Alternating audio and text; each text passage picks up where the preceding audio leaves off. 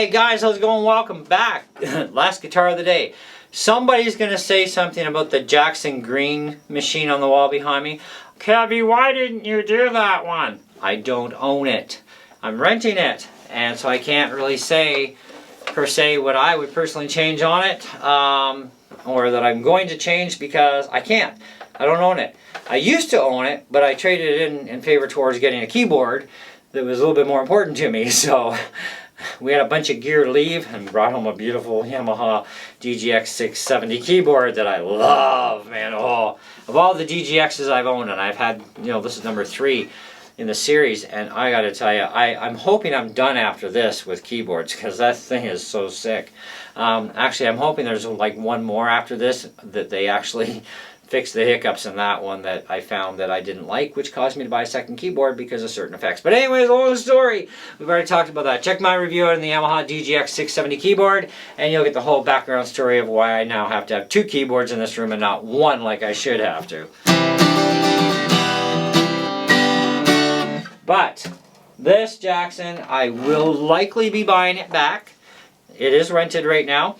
But the HT5 Blackstar amp that's behind me, head and cab combo kind of deal. It's not a combo amp, it's separate head, separate cab. That's my first priority to buy it. And it's about the same money actually as the guitar.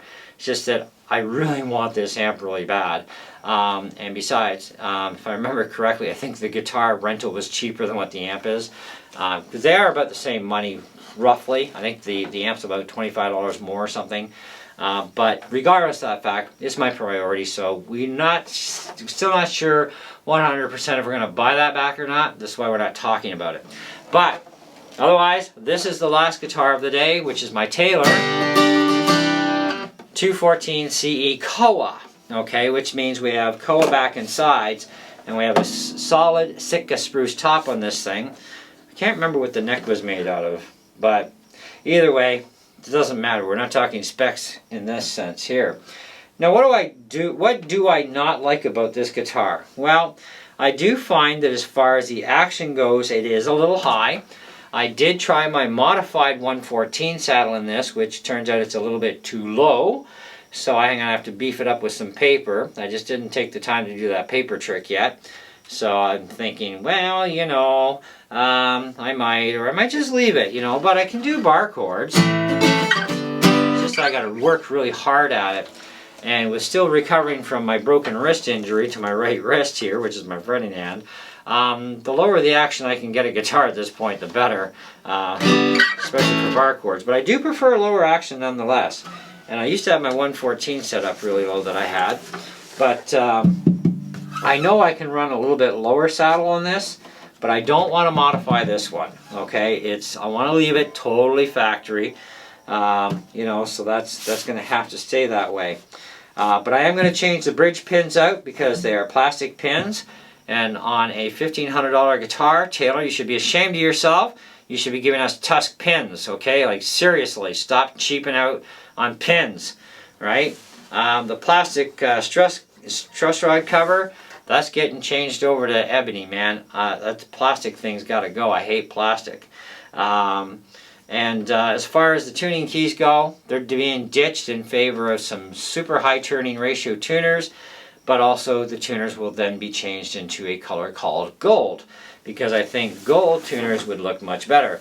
The Taylor Koa 224 Deluxe CE that I'm going to be buying next, when I can afford it, because it's $1,000 more than this, already comes with gold tuners and the sickest finish ever.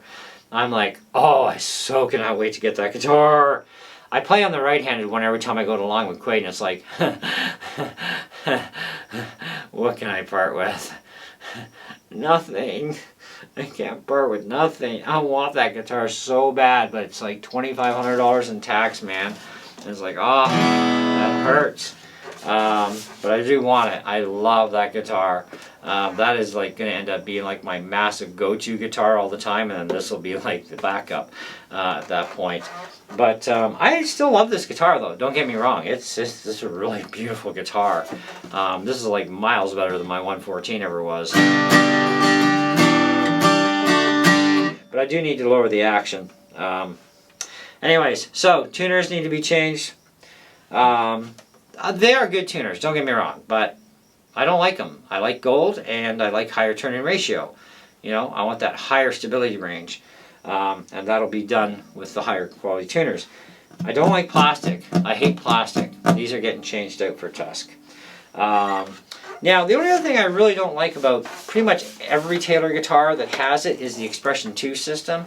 Well, the Expression 1 was worse, but the Expression 2, it is a nice sounding system. Don't get me wrong. It really is. But you only have volume, treble, and bass. You have no mid-range. Yet Taylor does this little thing with the pickup, and it's a unique installation of the pickup, which is pretty freaky. But they give us an adjuster screw in between every 2 strings. Because on a guitar, E and A, that's your bass frequency. D and G, that's your mid-range. And B and E, break and entry, is actually your treble. So they allow you to independently adjust these to your own little flavor. But, you know, you're going to have to figure out how you're going to do that. So you're going to, whatever. But the thing is you can adjust mid here, but without having mid-range here at all, it kind of really self-defeats itself because it's going to be very hard to dial it in. So now I like the way they do it right from the factory setting, so I've never messed with them. And I generally leave my bass and treble at 12 o'clock anyhow, especially if I'm going to record, because with the recording, if I'm going to do independent tracks, for example, I do not pre-EQ anything. Not even my vocals will get EQ'd, okay, from the mixing board. I put everything in 12 o'clock, okay, balanced out that way. I use the EQ within the DAW, right? So this way I can really manipulate things properly. If you pre-EQ and record multiple tracks that way, you mess things up, and good luck trying to do a mix on that. It's going to be near impossible to get anything decent cut.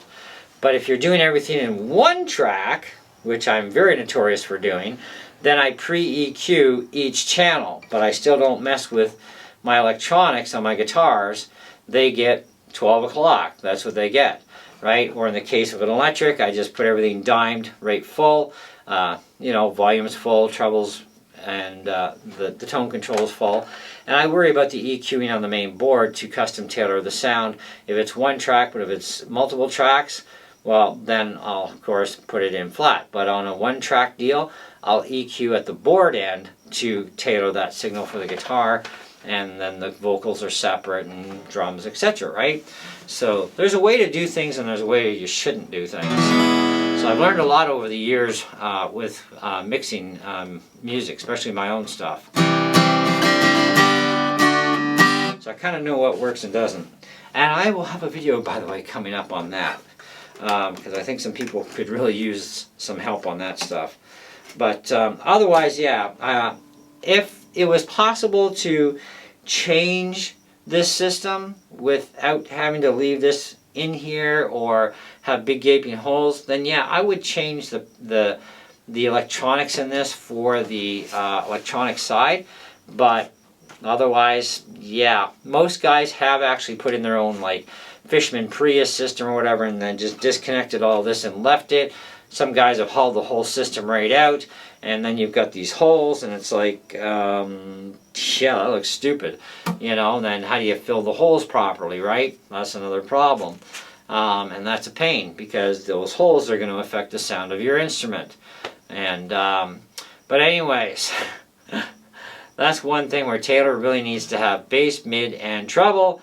And of course your main master volume, right? So they're going to need to change that around. Nice idea, Taylor. I mean, it's kind of cute and cuddly and everything, but, you know, going up in this area or maybe in here with a proper electronic system, you know, that gives us more control like everybody else seems to do on the planet, you probably should follow suit with what everybody else is doing, because what they do works. Just use a quality system, you know, not garbage. And a system that will not go obsolete. At least within the next 50 years. But I love the guitar too for even finger picking. Wonderful guitar for finger picking. But that's all I got. That's it. That's for the Taylor. Oh yes, one more final thing. Yes, before I forget. You see where you're plugging into, right? This is also for your strap. Anybody who has a Taylor, and now Martin's pulling that garbage off, and so is Gibson on a few guitars. How are you going to get your favorite strap to lock onto that skinny little area? I would have thought by now, with all the crabbing we've all done at Taylor, especially on YouTube.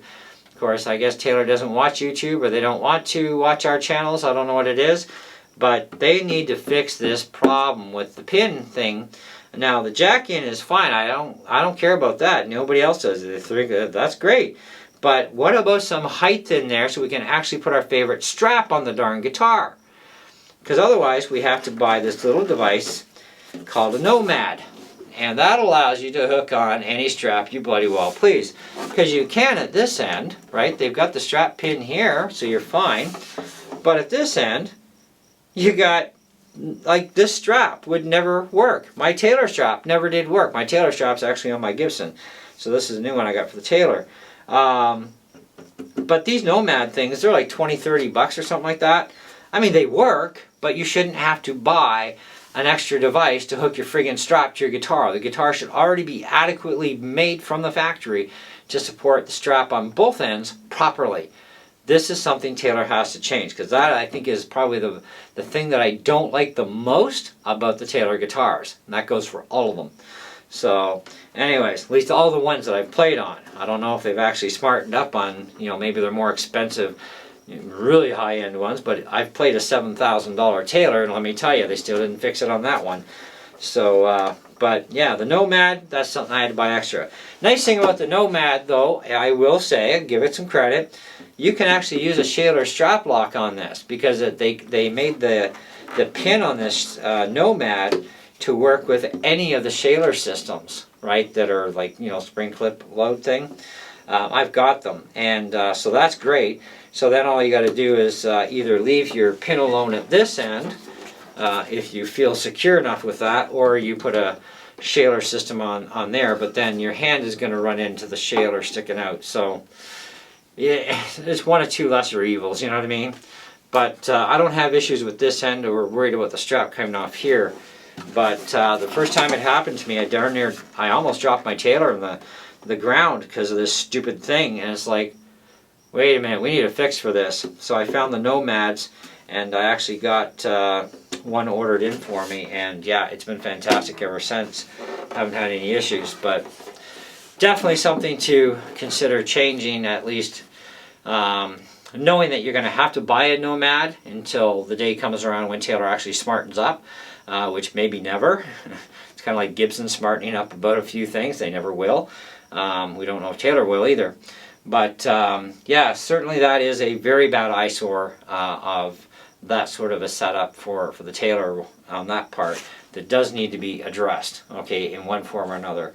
Get a Nomad or change your entire, well, actually I don't even think you could change, no, well, maybe. You might be able to remove this and change it with something different.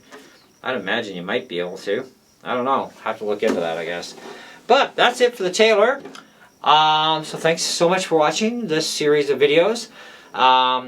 When the time comes that I actually do repurchase the Jackson, should that happen, at that point I will add the Jackson in. But this is about guitars I currently own, so yeah, that Jackson's not on the list. So there you go. But do stay tuned for next week for the rest of the gear that we're going to talk about, things that I don't like about my amps, my pedal board, and all that other jazz out there that I have. Things that I may be able to change or not, etc. Things I may have to upgrade yet in the studio, because I do know of a future upgrade that I want to do, but I'm not going to talk about it yet. So I'll leave that for a surprise for that particular video that happened. In the meantime, thanks so much for watching, guys, and staying tuned. And yeah, if you haven't been through all the playlist on all the guitars, check out my playlist on this stuff, and feel free to watch all those all you like, and any of the other almost 4,000 videos on my channel too. So until next time, see ya!